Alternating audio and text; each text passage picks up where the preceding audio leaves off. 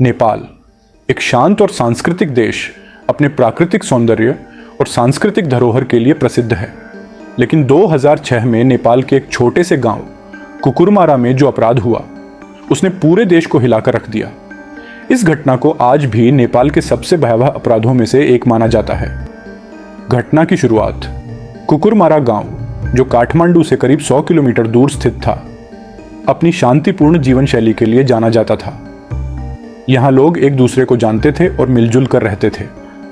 लेकिन 2006 की एक रात इस गांव की शांति हमेशा के लिए भंग हो गई। गांव में एक परिवार को बेरहमी से मौत के घाट उतार दिया गया और यह घटना इतनी दिल दहला देने वाली थी कि इसे कुकुरमारा हत्याकांड के नाम से जाना जाने लगा। पीड़ित परिवार। इस हत्याकांड के शिकार हुए परिवार में 5 लोग थे, माता पिता, उनकी 2 बेटियां और 1 बेटा। इस परिवार के मुखिया का नाम राजेश थापा था, जो एक सम्मानित व्यक्ति थे और गांव के सामाजिक कार्यों में सक्रिय भूमिका निभाते थे। उनकी पत्नी माया थापा भी गांव में अच्छी तरह से जानी जाती थीं। उनकी बेटियां रूबी 12 साल और निशा 9 साल और उनका बेटा राजू 5 साल भी बहुत प्यारे और मासूम बच्चे थे। गांव वाले इस परिवार को बहुत पसंद करते थे और किसी ने कभी उनके साथ दुश्मनी की बात नहीं सुनी थी। घटना की रात के समय जब पूरा गांव सो रहा था, तब किसी ने इस परिवार के घर में घुसकर उनकी निर्ममता से हत्या कर दी। सुबह जब पड़ोसियों ने देखा कि थापा परिवार का दरवाजा बंद है और कोई बाहर नहीं आया है, तो उन्होंने दरवाजा खटखटाया, लेकिन कोई जवाब नहीं मिला। जब उन्होंने दरवाजे को धक्का दिया तो दरवाजा खुल गया और सामने का दृश्य देखकर वे सन्न रह गए। हत्या का निर्मम तरीका। घर के अंदर का दृश्य बेहद भयावह था। राजेश थापा और उनकी पत्नी माया के शव खून से लथपथ जमीन पर पड़े थे। दोनों के सिरों पर धारदार हथियार से हमला किया गया था। उनके बच्चे भी उसी तरह से मारे गए थे। पूरे घर में खून फैला हुआ था और ऐसा लग रहा था जैसे हत्यारे ने उन्हें बहुत क्रूरता से मारा हो। सभी के शरीर पर कई घाव थे, जो बताता था कि हत्यारे ने अत्यधिक क्रूरता का परिचय दिया था।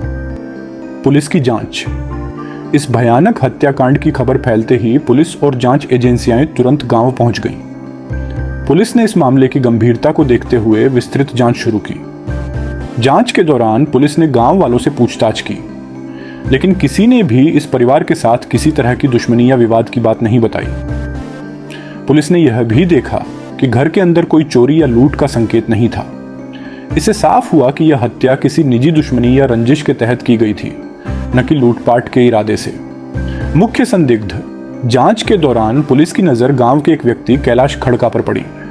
कैलाश राजेश थापा के पड़ोसी थे और पहले उनके साथ कई बार छोटे मोटे झगड़े हो चुके थे।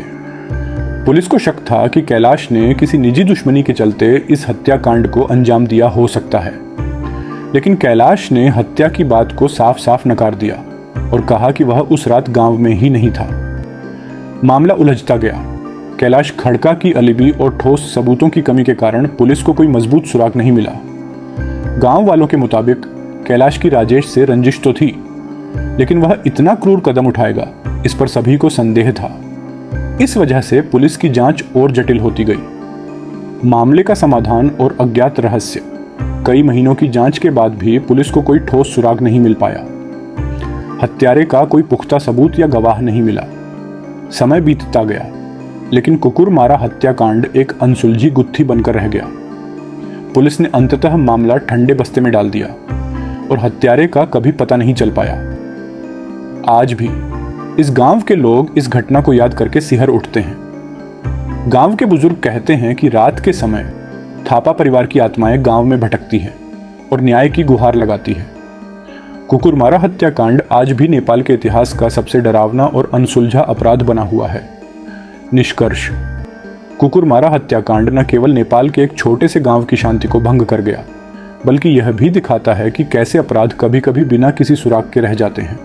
यह घटना आज भी नेपाल में चर्चा का विषय है और उन अनसुलझी गुत्थियों का हिस्सा है जो कभी हल नहीं हो पाई।